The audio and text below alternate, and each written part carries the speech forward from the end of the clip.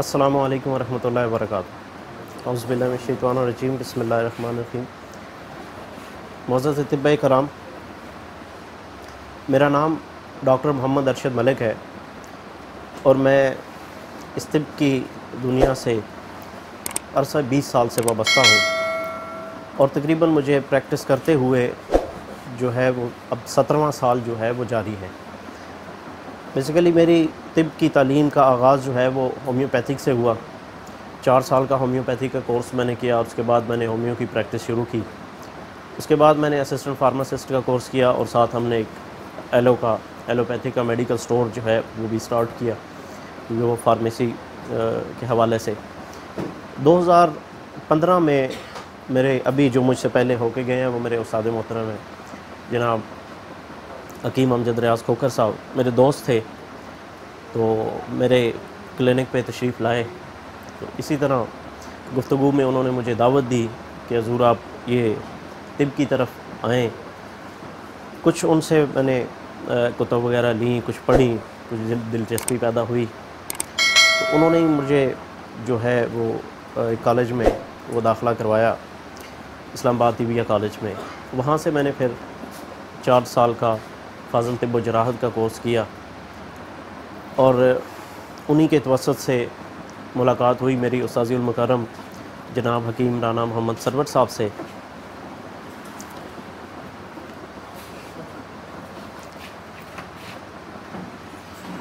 और मैंने क़ानून मुफ़रद आज़ा के हवाले से जो है वो सीखना शुरू किया। आज मुझे इस फ़न से वाबस्ता हुए तकरीबन 1.5 साल का अरसा गुज़र चुका है और मैं समझता हूँ कि मैंने इस 17 साल में के अपने इस तिबी कैरियर में जो पिछले 1.5 साल में पाया है वो शायद वो पिछले 17 साल में मैं इतना कुछ नहीं पा सका था। जो अमली तौर पे प्रैक्टिकली मैंने इसको लिया उस्ताज़ुल मुकर्रम से, आपके कानून शिफा को जब इम्प्लीमेंट किया तो इम्प्लीमेंट के हवाले से थोड़ा सा मैं अपनी वो प्रैक्टिस के हवाले से गोशगुजार कर दूं दोस्तों को कि मेरे पास अल्हम्दुलिल्लाह जो मरीज़ों का जो तादाद है वो 100 से अबव होती है। मैं रोज़ाना की बुनियाद पे 100-120 से ज़्यादा ही मेरे पास डेली मरीज़ होते हैं मेरे क्लिनिक पे। तो मुझे इस फ़न को अप्लाई करने का एक वसी मौका जो है, एक वसी मैदान था मेरे पास। तो मैंने इम्प्लीमेंट किया इस कानून शिफा को और उसमें हैरत अंगेज़ जो है वो नताइज पाए।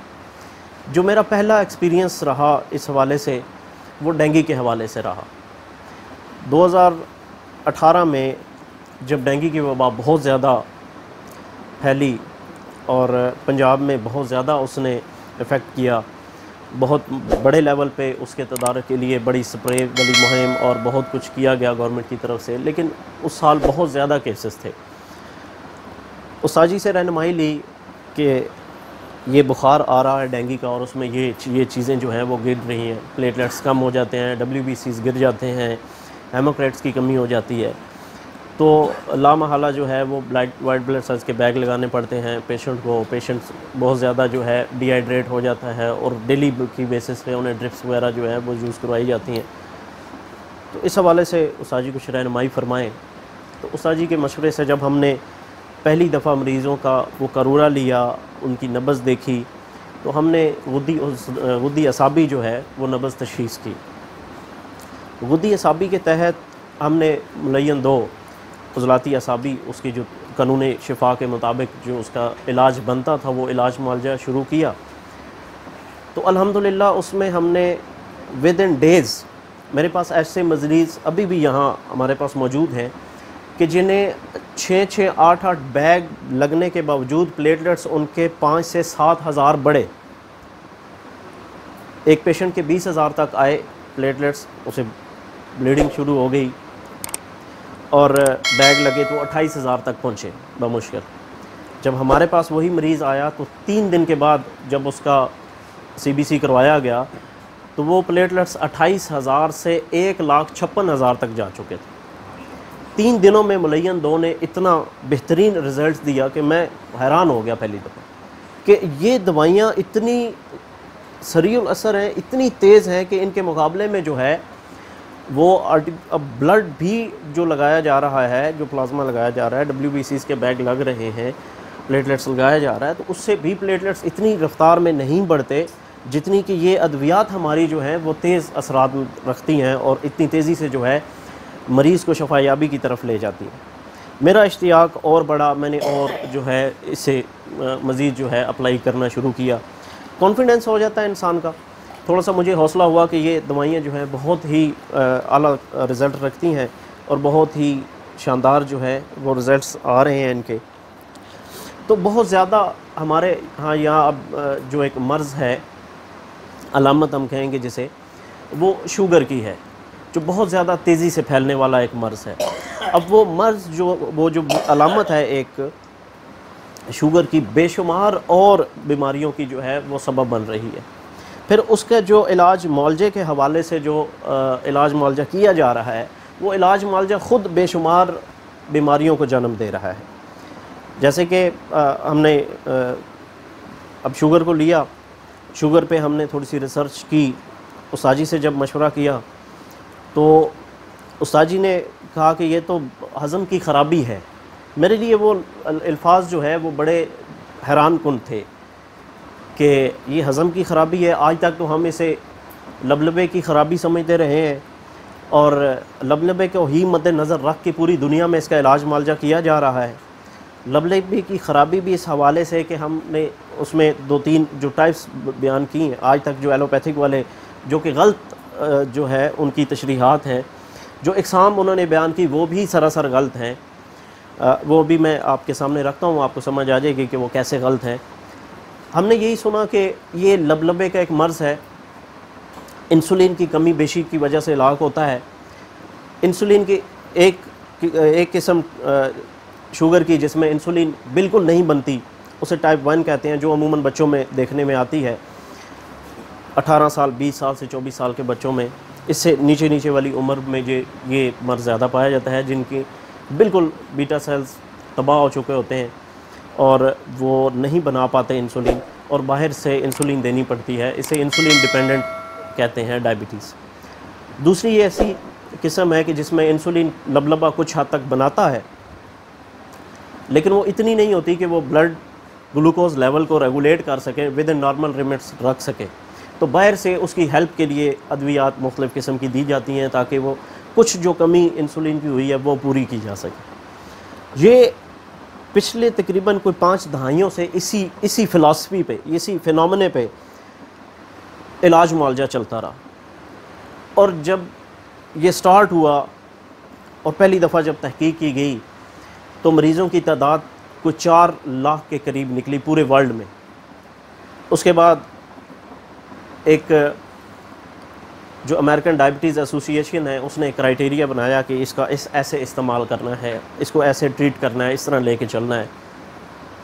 उस क्राइटेरिया के मुताबिक 50 साल तक जब इलाज मुआवजा किया जाता रहा तो वो 4.5 लाख जो मरीज़ों की तादाद थी, वो 2012 की जो सर्वे रिपोर्ट एक आई उसमें वो 14 करोड़ तक जा चुकी थी। 2012 के बाद एक और सर्वे हुआ है 2017 में। अब ये तादाद जो है वो तकरीबन अब पहुंच चुकी है 40 करोड़ के करीब, और 2030 तक अज्यूम किया जा रहा है कि जिस स्पीड से ये फैल रही है अब इसमें मरीज़ों की तादाद जो है वो 60 करोड़ तक चली जाएगी। बहुत सारे ममालिक ऐसे हैं जिनमें हर चौथा शख्स जो है वो शुगर का मरीज़ है। हमारे यहाँ हर 5वां शख्स पाकिस्तान का। एशियाई ममालिक जितने भी हैं उनमें पाकिस्तान जो है वो काफ़ी तेज़ी के साथ इस मर्ज़ की तरफ जा रहा है। मरीज़ों की तादाद बहुत तेज़ी से फैल रही है और अमेरिका में हर चौथा शख्स जो है वो इस मर्ज़ में मुब्तला है।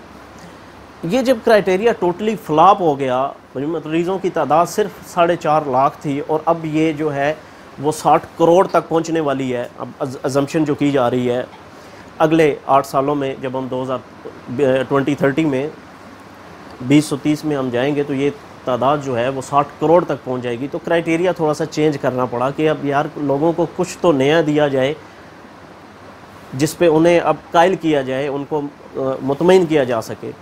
तो फिर एक शोशा छोड़ा गया कि ये इंसुलिन डिपेंडेंट है, इंसुलिन रेजिस्टेंस इस मर्ज़ का बायस जो है वो इंसुलिन रेजिस्टेंस है। लबलबा इंसुलिन तो बनाता है, लेकिन सेल्स जो हैं, उनके रिसेप्टर्स जो हैं वो सेंसिटिव नहीं रहते और वो इस इंसुलिन को जज़ब नहीं कर पाते। इंसुलिन के मुदाफ़ियत पैदा हो जाती है, उनमें रेजिस्ट करते हैं। इंसुलिन रेजिस्टेंस का बायस जो है ये बनते हैं। तो इंसुलिन रेजिस्टेंस जब पैदा हो जाती है, इंसुलिन जज़ब नहीं हो पाती, तो इस वजह से ब्लड में शुगर का लेवल जो है वो बढ़ जाता है। अब पिछले 10-15 सालों से इस पर भी जब काम किया गया इस हवाले से, और हर तरफ से फिर नाकामी हुई, पेशेंट्स की तादाद भी बढ़ती गई, कंट्रोल नहीं हुई, तो फिर इसे कहा गया कि ये एक मेटाबॉलिक सिंड्रोम है, ये मर्ज़ नहीं है। फिर डिक्लेयर किया गया कि ये बीमारी नहीं है बल्कि कुछ अलामात का मजमूआ है। बीमारी कुछ और है जो अभी तक स्पेसिफाई नहीं हम कर सके। ये एक सिंड्रोम है, इसे कहा गया कि ये अलामात के सिंड्रोम कहते हैं, मुख्तलिफ अलामात के मजमूए। ये एक सिंड्रोम है, ये बीमारी है ही नहीं, लबलबे की बीमारी ये है ही नहीं, ये एक सिंड्रोम है। इसमें मुख्तलिफ किस्म के अवामिल मिलते हैं तो फिर ये एक अलामत के तौर पे सामने आती है। उसमें क्या है, उसमें जी हज़म भी ख़राब हो सकता है, उसमें अल्फ़ा बीटा सेल्स की डैमेज भी हो सकता है, उसमें इंसुलिन रेजिस्टेंस भी हो सकती है। ये सारी चीज़ें जो हैं वो मिला के तो सामने जो है हमारे पास एक सामने अलामत आती है कि ब्लड में शुगर लेवल बढ़ गया। मुख्तसरन ये कि अभी तक भी वो कोई हतमी राय कायम नहीं कर सके कि ये मर्ज़ है किस चीज़ का। मर्ज़ जिस्म में कहाँ होता है, तो खून में ब्लड में ग्लूकोज का लेवल जो है वो बढ़ जाता है। अभी तक वाज़े नहीं कर पाए, किसी नतीजे पर नहीं पहुँचे। जब मैं उस्ताद जी के पास आया, आपने डिस्कस किया, उस्ताद जी ये एक बड़ा तेज़ी से फैलता हुआ मर्ज़ है, तो इस हवाले से थोड़ी सी रहनुमाई फरमाएँ। तो आपने कहा ये तो मसला ही क्यों नहीं है, तो हज़म की ख़राबी है सिंपली। तो मुझे ज़रा शौक़ लगा, मैंने उसको दोबारा पढ़ना शुरू किया, देखा, पढ़ा। उस्ताद जी से फिर हज़म के हवाले से बहुत कुछ सीखा, जो आपकी किताब का एक हिस्सा है। जब आएगी तो अब आपके सामने खुल के ये चीज़ें सामने आ जाएंगी कि हज़म कितने हैं, कहाँ क्या क्या हज़म हो रहा है, कौन सा हज़म कैसे काम करता है। तो इलाज मालजे में मज़ीद बहुत सारी आसानियाँ हो जाएंगी जब वो आएगी किताब। तो जब हज़म के हवाले से हमने इसको अप्लाई करना शुरू किया, इसकी इक़साम के हवाले से इसको देखा, तो साबर साहब रहमतुल्लाह अलैह ने इसे 3 इक़साम में तकसीम किया, आसाबी, उज़लाती और गुद्दी। और हमने उसे उसी तरह ट्रीट करना शुरू किया कि ये 3 मशीनी तहरीकों में आती है। 1 नंबर तहरीक, 3 नंबर और 5 नंबर तहरीक का मर्ज़ है। मशीनी 3 तहरीकें हैं, 3 कीमियाई तहरीकें हैं, 3 मशीनी तहरीकों का ये मर्ज़ है। हमने जो पहली हमारे पास थ्योरी थी साबर अलैह रहमा की, हमने उसी के हवाले से इसको जब अप्लाई करना शुरू किया, तो प्रैक्टिकली हमने फिर ये पाया कि ये 3 तहरीकों में नहीं बल्कि 6 तहरीकों में ही पाई जा रही है। जो हमारी कानून मुफरद अज़ा की 6 तहरीकें हैं, उन 6 तहरीकात में ही ये मर्ज़ जो है वो पाया जा रहा है। तो फिर हमने 6 के मुताबिक जो है इसका इलाज मालजा शुरू किया, और जो फोकस किया हमने वो सिर्फ हमने वो हज़म को ही सामने रखते हुए फोकस किया। सारा जो ज़ोर दिया जाता था वो ये था कि ग्लूकोज आ गई है, अब उस ग्लूकोज को हमने कैसे मैनेज करना है। तमाम तर पहला जो तरीका इलाज चल रहा है वो इसी पे चल रहा है कि हमने विद इन नॉर्मल लिमिट्स लेके आना है ग्लूकोज लेवल को। जी हमने कैसे मैनेज करना है। डायबिटीज़ मैनेजमेंट के हवाले से बेशुमार प्रोग्राम आते हैं, कीटो डाइट के हवाले से आते हैं कि आप अपने लाइफस्टाइल मॉडिफिकेशन करके, ऐसे करके अपनी कीटो डाइट पे आके तो आप जो है इसको मैनेज कर सकते हैं। मैनेजमेंट के हवाले से आता है, ये कहीं भी हमने पहले नहीं देखा कि कहीं किसी ने कोई दिया हो हमें ऐसी कोई चीज़ कि हमने जो इंसुलिन देनी है उसे ही मैनेज कर लिया जाए, वहाँ ब्लड में जाने की बजाय हज़म से।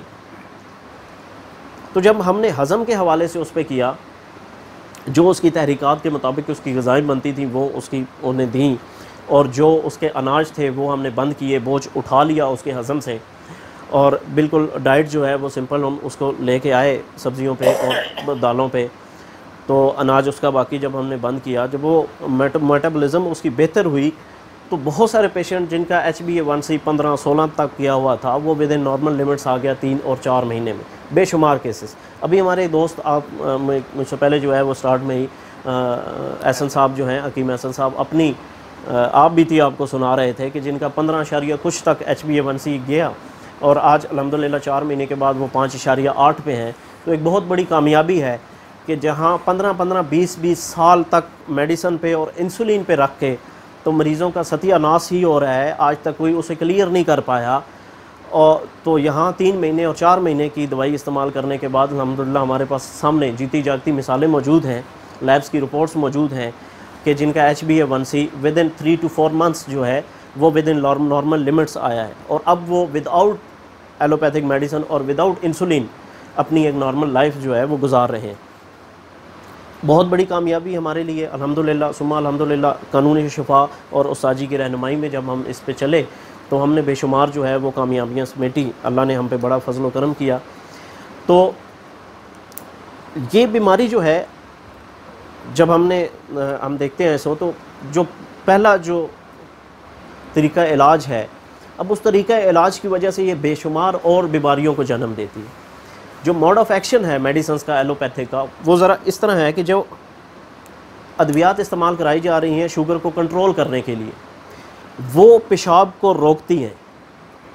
शुगर में क्या होता है, एक बड़ी अलामत है कि बार बार पेशाब आता है, पेशाब कंट्रोल नहीं होता, हर 5 मिनट हर 10 मिनट बाद और मरीज़ परेशान होता है। मरीज़ परेशानी में जा पाता है कि मुझे तो रात को भी 6 मरतबा उठना पड़ता है, दिन को 10 से 12 मरतबा 15 मरतबा पेशाब की हाजत होती है। तो जो मेडिसिन तैयार की गई वो बनाई इस तरह गई कि वो वाटर रिटेंशन का बायस बने। वो जब फ़्लो को रोक देती है तो मरीज़ समझता है कि मैं बेहतर हो रहा हूँ। पहले मैं 10 दफ़ा पेशाब करता था, अब मैं जो है 2 दफ़ा 3 दफ़ा पेशाब के लिए जाता हूँ, तो मैं अब कंट्रोल हूँ। फिर उसे एक चक्कर में डाल दिया गया ग्लूकोमीटर के हिसाब से कि आपने इसे विद इन नॉर्मल लिमिट्स रखना है, ठीक है ना। तो ब्लड में शुगर लेवल को विद इन नॉर्मल लिमिट्स रखना पॉसिबल है और ना ही कोई ज़रूरी है, ठीक है। वो हर शख्स की अपनी उसके डाइट के हिसाब से, उसके लाइफस्टाइल के हिसाब से वो अलग है, क्राइटेरिया अलग है। हमें देखना पड़ता है कि किसकी फ़िज़िकल एक्टिविटी कितनी है, किसका लाइफस्टाइल क्या है, उसकी खुराक कैसी है, उसकी वर्किंग प्लेस, उसका जो सराउंडिंग्स हैं, उसका माहौल है वो कैसा है, प्लस उसका अपना जो काम है वो कैसा है। उस हिसाब से उसकी शुगर लेवल्स को जो है वो हमने एक पूरी हिस्ट्री लेके तो एक निकालनी पड़ती है कि इसके लिए ये शुगर लेवल जो है वो नॉर्मल है। जो क्राइटेरिया एक ही दे दिया जाता है वो हर शख्स पे अप्लाई नहीं होता। हर शख्स के लिए 100-120 नॉर्मल शुगर नहीं है। बाज़ लोग 180 पे बहुत फ़िट होते हैं, 200 पे बहुत फ़िट वो काम करते हैं, जब उनकी ज़बरदस्ती नीचे ले आते हैं हम 100-120 पे, वो उठ के चल भी नहीं सकते। तो लिहाजा ये विद इन नॉर्मल लिमिट्स का जो क्राइटेरिया दिया जाता है, हमें जो फ़िगर दिया जाता है, इस फिगर को हमें कभी भी जहन में नहीं रखना चाहिए और इस फिगर पर हमें मरीज़ को नहीं लाना, बल्कि मरीज़ की मजमूई सारी कंडीशंस को देखते हुए जो है वो हमने उसके लिए, जैसे हम डाइट चार्ट उसके लिए तरतीब देते हैं अपनी कानून शिफा के तहत, अपनी अद्वियात के साथ जो है वो परहेज़ करवाते हैं और अपना एक डाइट चार्ट देते हैं, तो उसी तरह उसकी तमाम तर ये उसकी हिस्ट्री लेके तो उसके लिए लिखना है कि आपके लिए ये मौजू रहेगी। लाइफस्टाइल मॉडिफिकेशन जो है इस बीमारी के इलाज में बहुत अहमियत की हामिल है। जब तक कि हम उसका लाइफस्टाइल चेंज नहीं करते पेशेंट का, तब तक हम उसकी जान नहीं छुड़ा पाते। लाइफस्टाइल में कैसे है कि अगर वो बहुत ज़्यादा कायली सुस्ती का मुजाहरा करता है, खा के लेट जाता है, खा के हज़म कराना बहुत ज़रूरी है, चाहे उसे हल्की वॉक करवाएं या साथ कोई कहवाजात दें या ख़ुराक ही ऐसी दें कि जो बहुत जल्दी जो है वो हज़म हो जाए, या उसे साथ कोई हाजमे के लिए साथ लाजमी मेडिसिन दें जो उसको हज़म करा सके उसकी एक्टिविटी के हिसाब से। अब बाज़ लोगों की बहुत अच्छी एक्टिविटी होती है, दिन में उनके काम ही ऐसे होते हैं, वो खाने के साथ साथ उनकी फ़िज़िकल एक्टिविटी ऐसी होती है कि वो 3-4 घंटों में वो खाया पिया जो है वो हज़म हो जाता है। अब बाज़ ऑफिस वर्क जैसे अब शहरों में जो है वो फ़िज़िकल एक्टिविटी ना होने के बराबर है, 8-8 घंटे। अब जॉब की नौयत ऐसी है कि कोई कंप्यूटर पे बैठा हुआ है, किसी की सिटिंग वाली जॉब है, उसने सुबह नाश्ता किया, गाड़ी में बैठा, ड्राइव की, अपने टेबल पे जाके बैठ गया, 6 घंटे 8 घंटे वो वहीं बैठा हुआ है, तो उसने तो ना हिला जुला, ना उस खाने को हज़म किया, ना वो मेटाबॉलिज्म का प्रोसेस हुआ, वो कार्बोहाइड्रेट्स जो है वो यूटिलाइज़ ही नहीं हुए, तो उन्होंने तो लाजमी बात है ब्लड में शुगर का लेवल हाई करना ही था। तो इस तरह की सारी चीज़ों को सामने रखते हुए उसके लाइफस्टाइल को लाजमी मॉडिफाई करें, उसके अतवार में उसके दिन की जो मामूलात हैं उसमें फ़िज़िकल एक्टिविटी लाजमी ऐड करवाएं। उसके बाद उसका जो खाना पीना है उस पर लाजमी उसको फोकस करवाना है। हमारे इलाज मुआलजे में जो मैंने अब तक जो निचोड़ निकाला, जो अपने प्रैक्टिकल एक्सपीरियंस में जो गेन किया, उसमें यह है कि अबव देन 50% जो है हमारी जो डाइट चार्ट हम उसे देते हैं कानून शिफा के मुताबिक वो काम करता है, अल्हम्दुलिल्लाह काम करता है। अगर दवाई ना भी इस्तेमाल की जाए, करूरे और नब्ज़ के मुताबिक जब हम उसकी तशख़ीस कर लेते हैं, उसके मुताबिक जब हम उसको ग़िज़ाई चार्ट देते हैं, तो वो ग़िज़ा ही उसकी बीमारी का 50% से ज़्यादा इलाज कर देती है। बाकी जो है वो अद्वियात, अल्हम्दुलिल्लाह वो अद्वियात के हवाले से मैं आपको पहले बता चुका हूँ कि कितनी पुरअसर हैं, और फिर 100% ऑर्गेनिक होने की वजह से जो है वो किसी किस्म के साइड इफ़ेक्ट नहीं है।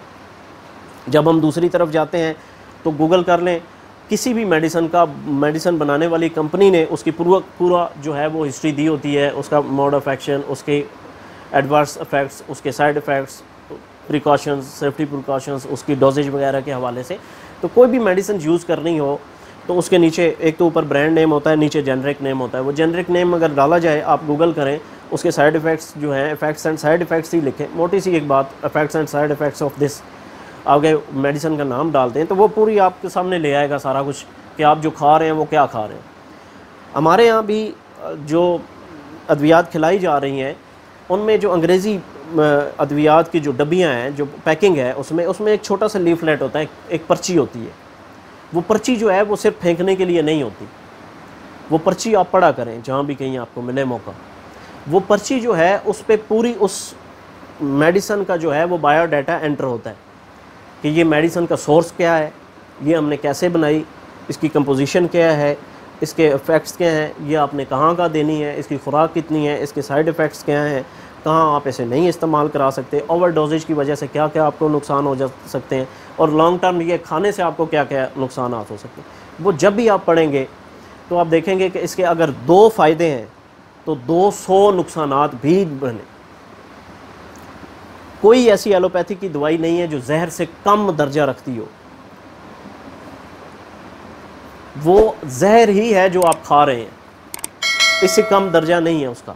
जहर हलाकत के लिए है, आपको मारने के लिए है, तो उससे कम लेवल की वो कोई दवाई नहीं है। आप उसे गूगल कर सकते हैं, आप देख सकते हैं कि ये क्या। अब वो पर्ची हमारे यहाँ जो ट्रेंड है वो पर्ची का, वो इतनी एक तो छोटी बनाई जाती है, माइनर वो लिखा जाता है, और फिर वो टिपिकली प्योर मेडिकल की टर्मिनोलॉजी में लिखी जाती है। हालांकि वो है आवाम के लिए, वो डॉक्टर के लिए नहीं है। डॉक्टर को तो पता है पैरास्टामोल मैंने कहाँ देनी है, मैंने ऑगमेंटन कहाँ देनी है, मैंने सिप्रो कहाँ देनी है, मैंने लेवो कहाँ देनी है, मैंने एजिथ्रोमाइसिन कहाँ देनी है, डॉक्टर को तो पता है। अब वो जो है प्रिस्क्रिप्शन डॉक्टर ने तो कर दी, मैंने जाके परचेज़ की मेडिकल स्टोर से, अब वो पर्ची मेरे लिए है कि मैं ये दवाई खा रहा हूँ। डॉक्टर ने दवाई नहीं खानी, वो मरीज़ ने दवाई खानी है, वो मरीज़ के नॉलेज के लिए है कि मरीज़ क्या खा रहा है। लेकिन वो इतनी एक तो छोटी उसमें राइटिंग में लिखी जाती है, और दूसरा उसमें प्योर मेडिकल की टर्मिनोलॉजी यूज़ की जाती है कि आम बंदा समझ ही नहीं सकता। हमारे एक दोस्त ने एक कैंपेन चलाई, होमियो के डॉक्टर थे, कि ये पर्ची जो है वो उर्दू में जो है वो लिखी जाए, क्योंकि हमारी कौमी ज़बान उर्दू है। हमारा तकरीबन 95% लोग जो हैं वो उर्दू ही समझ सकते हैं। बाकी जो 5% है उनमें से हम कह सकते हैं कि कुछ 1-2% जो हैं वो इंग्लिश को समझ सकते हैं, और 3% जो हैं वो डॉक्टर्स ही हैं जो समझ सकते हैं।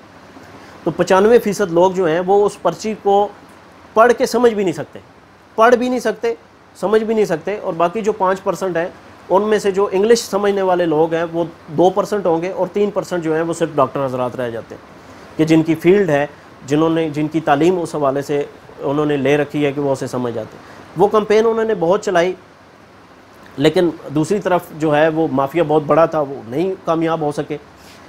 अगर वो कहते थे कि अगर ये पर्ची उर्दू में छप जाए तो एक दिन के अंदर ही, एक दिन पहले दिन ही, जिस दिन ये पर्ची उर्दू में छप के लोगों के हाथ में जाएगी, 99% लोग दवाइयाँ एलोपैथिक की खाना छोड़ देंगे।